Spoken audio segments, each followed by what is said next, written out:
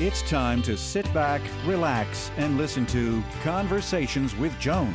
Conversations with Joan will inspire, motivate, and empower you. Live your best life now. Listen, learn, think, and decide. And now, here's your host, Joan Herman. Welcome to Change Your Attitude, Change Your Life's Conversations with Joan. I'm Joan Herman. Thanks for tuning in. Conversations with Joan focuses on topics that are important to your life, from health and wellness to professional development to personal well-being. Change makers join me to share their insights, tips, and strategies so you can thrive and live your best life now. Thank you for taking time for yourself, and thank you for letting us be a part of your life. Now, let's start talking.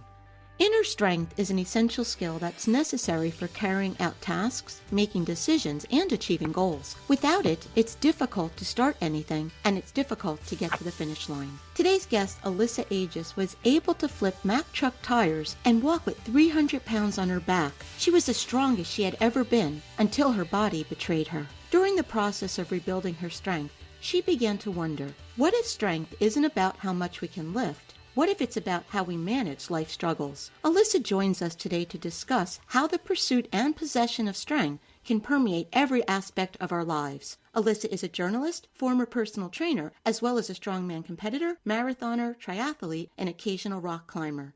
She's the author of the book, Secrets of Giants, A Journey to Uncover the True Meaning of Strength. Welcome, Alyssa. Thank you so much for joining us. Thank you so much for having me. So, Alyssa, as someone who tries to lift weights and isn't very successful at it, I have to ask you, how did you get started being a weightlifter? What was the appeal for you? Yeah, so I think there's value in also just starting with the fact that I was not an athletic kid. So I was not the kid playing 100-team sport. This isn't something that's kind of always been in my blood. In fact, I, for the first probably decade and a half of my life, really thought that I was just not good at athletics. This was this story that I sort of told myself about my ability. And when I was in my early 20s, I decided on a whim to run a marathon. And for context, I couldn't run a mile at this point. So I just decided this was a thing I was going to do. And I really fell in love with the way my body felt when it was moving. And so I kept kind of going to that next extreme thing. So I went from marathons to doing a triathlon, despite the fact that I couldn't really swim a solid lap in the pool. And when I finished an Ironman triathlon, I thought, well, okay, I've done that. What's next? And I decided to sign up for a year of hot yoga, which did not go well. I probably did that for about a month. But again, kind of went into something where it was so out of my wheelhouse. And from there, I found CrossFit. And again, this was not something that I was capable of doing when I walked in there. I wasn't a lifter. I had maybe picked up a couple dumbbells in a group fitness class. And I absolutely fell in love with the way that my body and my mind felt when I would go into the gym every day and do something that I didn't think that I could do even earlier that morning. That sense of accomplishment I got every time I left the gym. And it was for a really long time from just lifting an empty barbell. I didn't put on weight for a long time. Were you always that type of person? Because what you just described, not being a runner or not being able to run a mile or not having experience in certain areas, that usually stops someone from even trying. So why do you think you were able to push through and become an elite athlete in these areas? Yeah. Well, I will start by saying I don't know that I consider myself an elite athlete so much as an amateur athlete who really likes doing this. But I am very inherently stubborn by nature. So as soon as I decide I'm going to do something, I'm going to do it, and I'm going to see it through for as long as I possibly can. But this kind of whole journey was inspired by, so I mentioned that when I was a kid, I was not really athletic. I have this very core memory of playing Little League baseball as a kid and never hitting the ball. And so that was what kind of set me for most of my life to say, well, I'm just not athletic. And I was in my early 20s when I found out from my mom that it wasn't that I had never hit the ball. It was that I never even swung the bat. And it was this kind of, early adulthood realization of, oh my God, I've just been telling myself this story. Maybe I'm not bad at athletics. Maybe I just was too scared to even try. And from that, I thought, okay, well, I'm going to try absolutely everything that I can. When you were at your peak, what were you achieving? Gosh, I would say, I mean, my peak in endurance was definitely doing the Ironman, but my peak in strength, I want to say I don't know what it is yet, Mm-hmm. because I feel like I just keep working towards getting stronger. I think the thing I'm the most proud of is that for about 8 years of lifting weights, I really wanted to pull a 300-pound deadlift, which for reference is more than twice my body weight. And I worked towards that goal for 8 years, and I finally got it about a year and a half ago in the gym, not in a competition, just on a normal training day. And I was particularly proud of that, in part because for a long time I'd seen competition as, something where if I didn't do well, then it didn't matter. And so getting that on just kind of a random day in the gym and being able to be proud of that accomplishment was really meaningful to me on an emotional level as well. So for being someone who had a pretty good amount of control over your body and you were basically able to get it to do what you wanted to, you then went through a trauma that you couldn't control. Would you share what happened with our listeners? Yeah, absolutely. So I was training for a competition. I was about 2 years into my strength training journey. And I was at my gym with my coach. I was picking up what's called an Atlas stone. It's like this big boulder, basically this big round boulder. And I remember feeling the sense of just overwhelming exhaustion. And it wasn't the kind of tiredness that I was used to from a workout. It was something different. And I went home that day, and I just on a hunch, I took a pregnancy test. I found out I was pregnant. And then 3 weeks later, I found out that I was miscarrying. And I very quickly went from feeling the strongest I ever had in my entire life to feeling the weakest and the most vulnerable. And like I had lost this sense of trust in my body that, as you said, I was able to kind of say, well, I want you to do this, body, and it would do that. And I couldn't make it get pregnant or stay pregnant.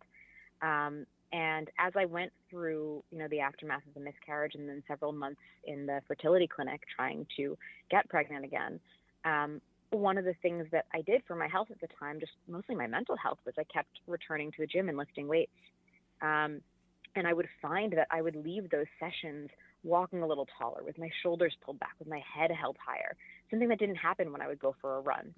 And that was what set me off on the course to kind of to look deeper into the meaning of why, the pursuit and possession of strength is so important in our lives, and to understand that it's not just about how much weight you can lift, but it's about how you learn all of these skills in the gym that you then take to manage the struggles that you go through outside of the gym.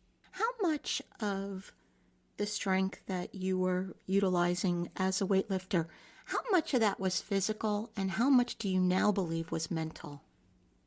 I think so much of it is mental.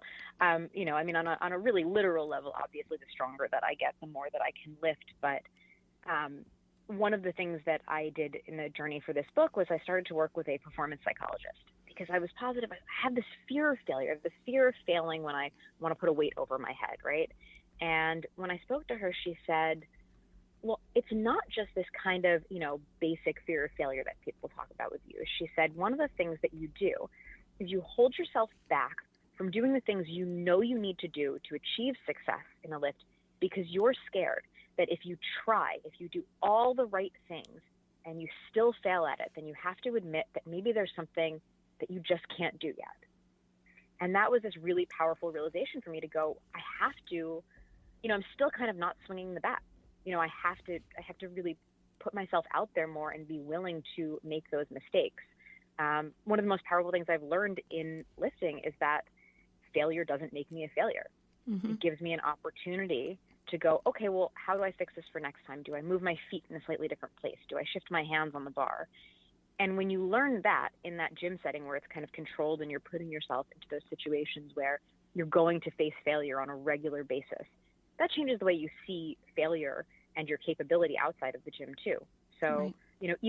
Even writing this book, there were times where I would look at a chapter and go, this chapter is garbage. I have to toss this. I can't, this is terrible. Maybe I'm not a writer. And then to go back and go, no, just because you failed at this one exercise in writing doesn't make you a failure. How can you go back and look at that and go, well, what if I changed this line here, this word here, or shifted this part of the story around? So it really changes the way you see almost everything else that you're trying to do in life. I hate the word failure, because when I started doing this work, I stepped out of my comfort zone. in every aspect of my life. This isn't anything I ever thought that I would be doing. And so when I created this brand, I had to do a radio show. I started to meet these really prominent people. I was doing public speaking, and everything scared me because of that word failure. I thought I would fail. And then I thought to myself, well, what does this word even mean? It's so subjective. What is failure? Something that just didn't turn out the way I thought it would. And like you're saying, it's a lesson. You adjust the sail, so to speak, like in sailing. You adjust it and you figure out, what can I do better? What can I learn from this? And you just have to keep putting yourself out there. That's exactly right. And it's, this is one of those things that teaches you about having that growth mindset, right? The difference between thinking my abilities are fixed and this is all that I can do and all I'll ever be capable of, and thinking, well, now I have a challenge. I have a problem to solve. And I adopted the saying that this pretty much governs my life now. And that's just, if you believe you can or can't, you're right. And yes. It really does come down to what you believe. Yes, exactly. I could not agree with that more. So you've said that strength training really taught you about resiliency, it taught you about life. But the problem is, when we go through a difficult situation, what most people tend to do is they become inactive. They don't do anything because they're stuck. And do you think that when we stay stuck, when we're inactive, that really does feed our emotional issues? Yeah, absolutely. I mean, listen, when I went through that miscarriage, I didn't want to go back to the gym. That was the last thing on my mind. I wanted to sit on the couch and eat, a personal frozen pizza and watch reality TV. I'm not some kind of superhero that's just like back in the gym the next day. I really didn't want to, but it was, for so many years up to that point, it was kind of all I knew. And I knew that it had helped with my just mental health and overcoming almost anything that I had gone through. Something that was really, really powerful for me when I was researching this book was I spoke to two different women who work in what's called trauma-informed weightlifting. So they're working with people who've gone through a trauma and using weightlifting to kind of help them heal from that trauma, right? And trying to be able to react to them and work with them in the gym in a way that understands what they've gone through. So what one of them was sharing with me helped me understand that when I went back to the gym following my miscarriage, in order for me to lift, I had to trust my body again. And that was really difficult. So let's say I went for a heavy deadlift, right? And in order to do that, I have to take this deep breath in and I have to brace my core muscles. I have to press them up against this weight belt that I'm wearing. And if I'm going to lift that barbell and I'm going to make sure that my back is safe and my body is safe, I have to, in that moment, believe that this part of my body, my abdomen, which is a home to so much sadness and just feeling broken, I have to believe that place of weakness could also be a place of strength. And that is a huge, huge reason why weightlifting was healing for me. But that's such a great lesson in any aspect of someone's life, because that place of weakness is a place of strength if you allow it to be. Yes, absolutely. I like that. That's a good way to phrase it. So for someone who's listening to you right now, who is stuck, who is in pain, who needs to get moving again, what advice do you offer to help that person write a different life story?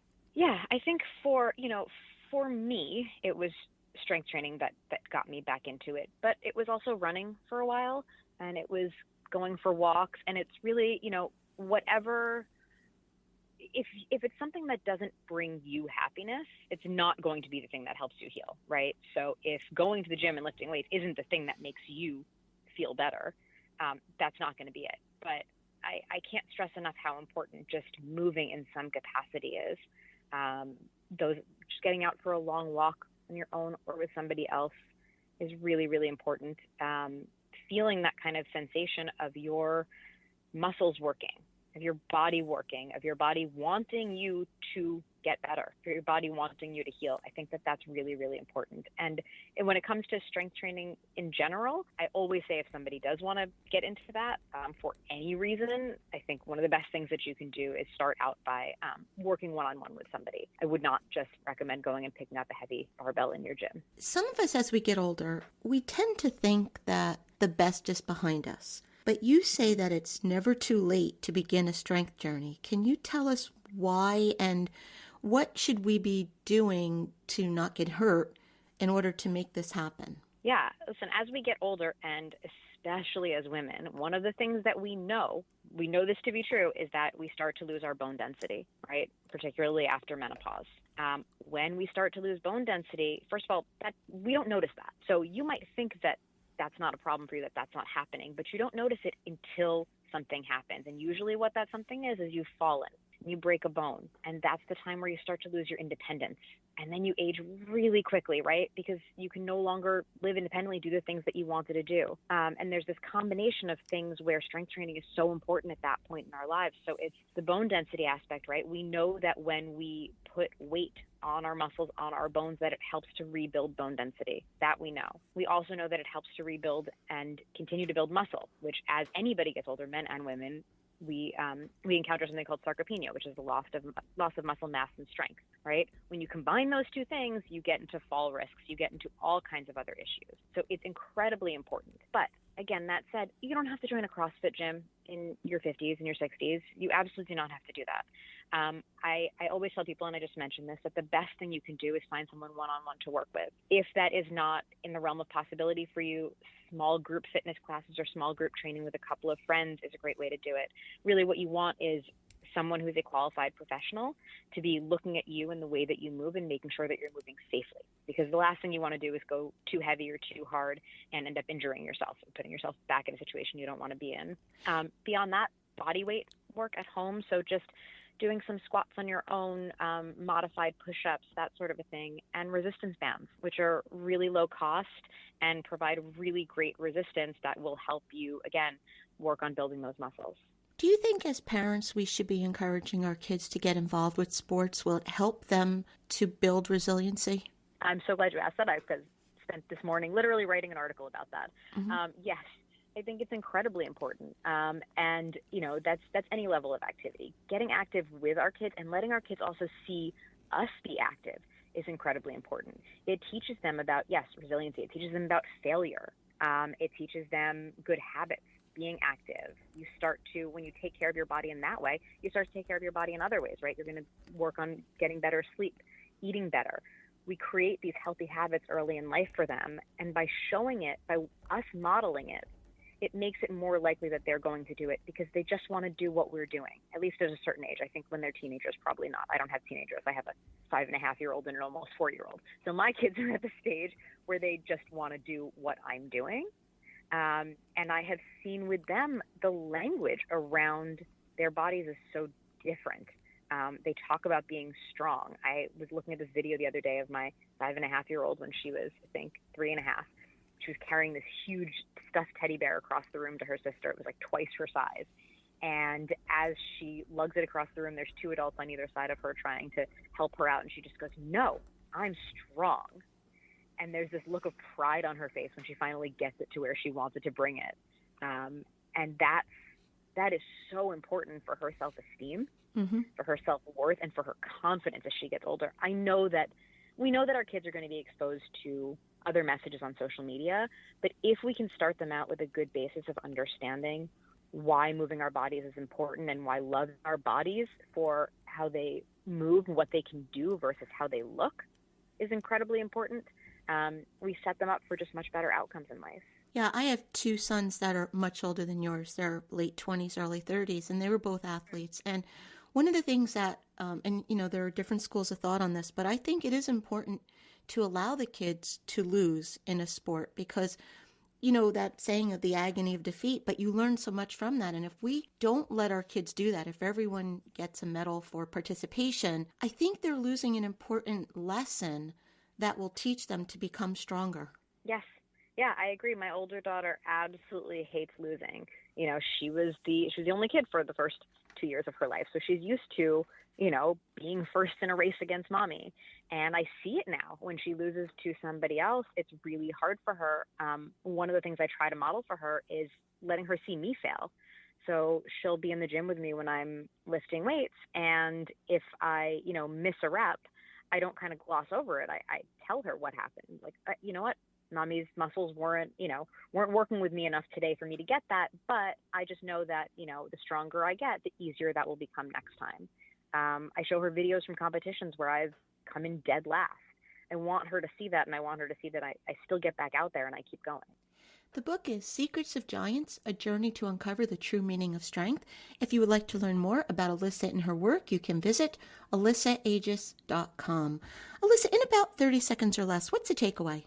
The takeaway, I think, is that strength and the ability to know what your body is capable of doing will bring you a level of joy from all of the different things that I mentioned. So from learning failure and resilience, from beginning to love your body for what it can do, not how it looks. The joy of community when you do this with other people. All of those things, I think the biggest takeaway for me from all of this was it just makes you happier, whatever way you decide to approach it. Alyssa, thank you so much for joining us. Thank you so much for having me.